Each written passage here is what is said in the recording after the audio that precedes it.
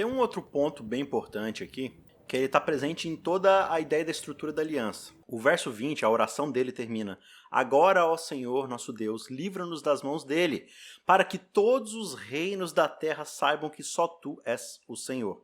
Essa frase aqui: todos os reinos da terra saibam que só tu és Senhor.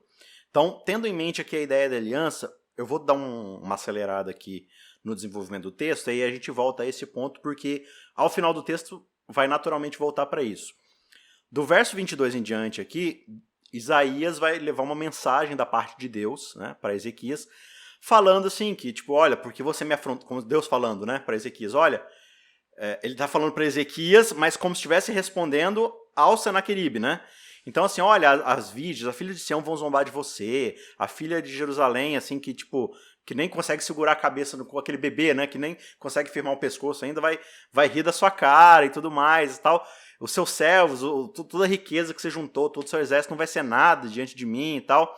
Aí ele fala, ó, da sua arrogância, da sua violência e tudo mais, você vai saber que eu sou Deus, né? E aí ele dá essa sentença final aqui no verso 29, dizendo, olha, eu vou colocar um freio na sua boca, uma argola no seu nariz, que nem os escravos eram carregados, né? E vou fazer você voltar por onde veio. E aí, no verso 34, ele termina essa mensagem, né? Deus termina essa mensagem dizendo o seguinte: pelo caminho por onde vier, por esse você voltará, mas nesta cidade você não entrará, diz o Senhor, porque eu defenderei essa cidade para a livrar, por amor de mim e por amor do meu servo Davi. De novo, essa expressão aqui, agora Deus falando, por amor de mim, vai se repetir muito lá no capítulo 48. Ele vai falar assim, olha, por amor do meu nome, por amor da minha glória, por amor de mim, por amor de mim. Essa ideia de Deus falando assim, olha, pelo zelo do meu nome, pelo zelo de quem eu sou, pela noção que as pessoas têm de mim, eu vou fazer essas coisas. Isso é um narcisismo da parte de Deus, ou é do próprio interesse do ser humano, como Ezequias demonstrou no final da sua oração, né, para que o seu nome seja conhecido entre as nações? É do nosso interesse que Deus tenha amor pelo seu nome, ou é simplesmente um desejo egoísta da parte de Deus? E tendo a aliança de pano de fundo, qual que é a necessidade de que o nome de Deus seja conhecido entre as nações? Não é uma megalomania da parte de Deus, nada disso. Porque Deus, ele é fiel e ele não negocia com quem ele é, ou seja, com o seu próprio caráter. Então, na aliança, Deus, ele mostra quem ele é, né? As coisas que ele faz, as coisas que ele fez e o compromisso que ele havia assumido com o seu povo. Então, quando ele ressalta essa questão do por amor do meu nome, ele está mostrando que ele, Deus, ele não muda. Ele é imutável. E se ele fiel é aquele que prometeu, porque Deus não é homem para que minta, nem filho do homem, né? Como diz a Bíblia, né? Para que seja enganado, enfim. Mas não é Deus assim, ai, nossa, olha lá Deus, tadinho, né? Ele quer chamar atenção, olha lá, ele faz todas as coisas porque ele, né, é carente. Não é isso. Deus, ele firmou um compromisso e ele não negocia com o caráter dele. E se a gente pensar assim, né? Por que a gente louva a Deus? Ora, porque só Ele é Deus. Só Ele é o soberano do universo. Então, só Ele é digno de adoração. Beleza. Então, se Deus é o único digno de adoração, se Deus é o único digno de exaltação, de louvor, e então Deus não faz isso acerca dele mesmo. Então, ele direciona o louvor dele para outra coisa que não ele mesmo. Então Deus seria um idólatra. Então Deus, ele precisa exaltar o próprio nome, porque não há nenhum nome acima do dele. A gente exalta o nome de Deus porque o nome de Deus é o que está acima realmente de nós. Mas o que está acima de Deus? Nada. Não tem nada. Pois é. Então Deus, ele vai exaltar o próprio nome dele, e graças a Deus por isso, porque é nisso que está fundamentada a base do universo, sabe? Assim, está em glorificar aquele que é digno de glória, de honra e de louvor. Se Deus não faz isso, sabe, eu acho, entra em colapso o universo, porque Deus está sendo um idólatra, Deus estaria pecando se ele não fizesse isso. Então, de fato, quando Deus fala assim, por amor de mim, é porque não há nada acima dele. Ele está mostrando isso para a gente também.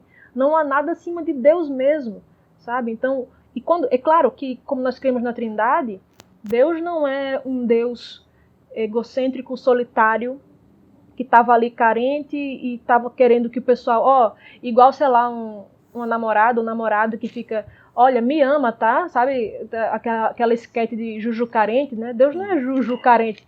Deus, ele, ali na Trindade, já existia amor, plenitude, tudo isso. Então, o Pai glorifica o Filho glorifica o Pai, o Espírito Santo aponta para ambos, sabe? Nessa dança da Trindade aí, já eram autossuficientes, já tinham tudo que precisavam. Então, assim, Deus não é ele sozinho, olha como eu sou bom, olha como...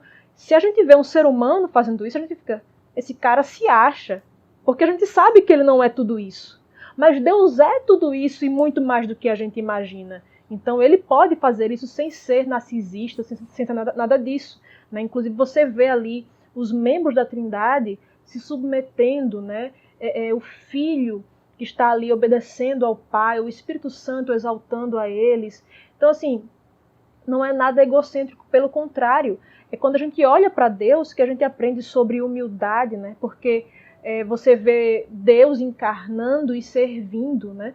Jesus veio e serviu, lavou os pés dos discípulos e tudo. Então, não tem por que a gente achar isso. A gente olha para Deus como se Deus fosse a gente. Se eu falo isso, eu estou de fato me achando. Mas Deus não. Deus é tudo isso. E assim, quando você pensa em nós como seres humanos, qual que é a grande desvantagem de eu não colocar essa glória, essa confiança em Deus? Não de a gente atribuir glória, mas de a gente reconhecer a glória que ela existe independente da gente, né? Mas assim, quando eu não busco esse Deus e não reconheço a glória e o senhorio desse Deus, o que sobra para mim? Sobra deuses de outras nações que são conquistados por quem é mais poderoso, né? Sobra todos esses outros deuses falsos aí que são conquistados pela Síria, por Babilônia, pelos amalequitas, pelos filisteus, enfim, quem é a bola da vez em termos de conquistar os impérios.